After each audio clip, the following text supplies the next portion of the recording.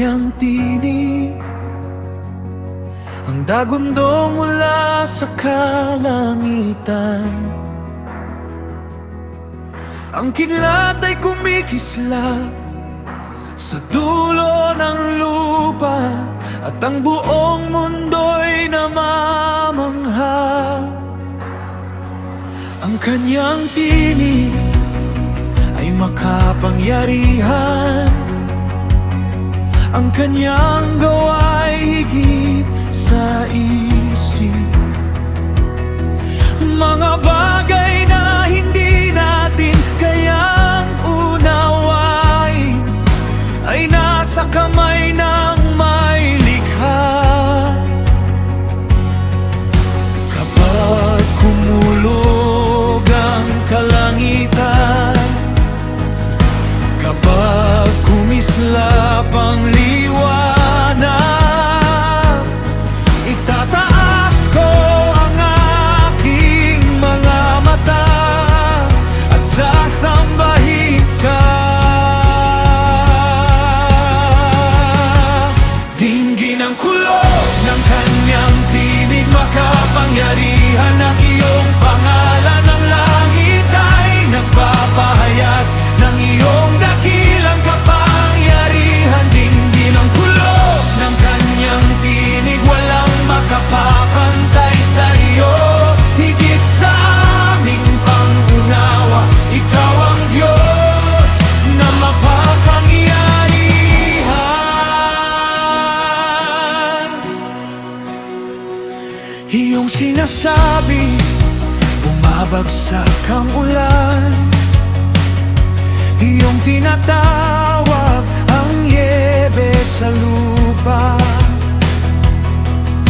Ang hangin ay sumusunod sa iyong utos, at ang mga ulap ay nasa iyong kamay. Kapag dumating ang bagyo,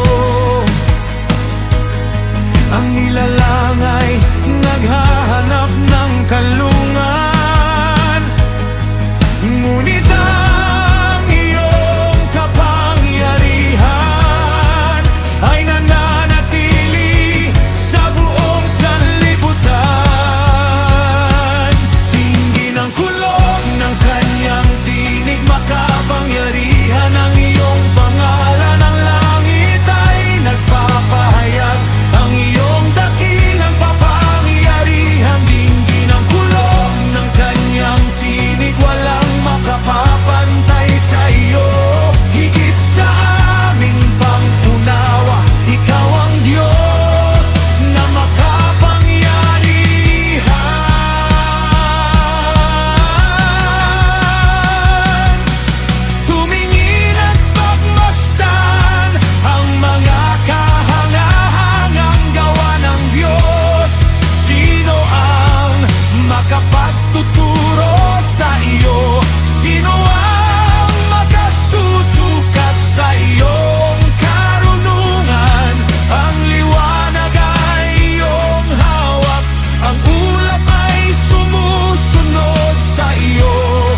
Ang buong nilikha ay nagpapatotoo na ikaw ay banal at dakila.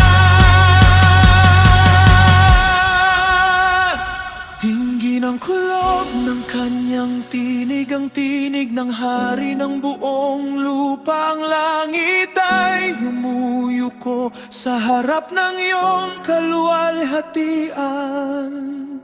Dinggin ang kulog ng kanyang tinig, walang katulad ang iyong kapangyarihan. Hindi ka namin lubos na mauunahan, ngunit ikaw ay aming sasambahin.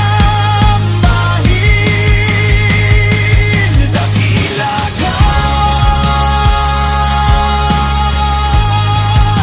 makapangyarihan ka.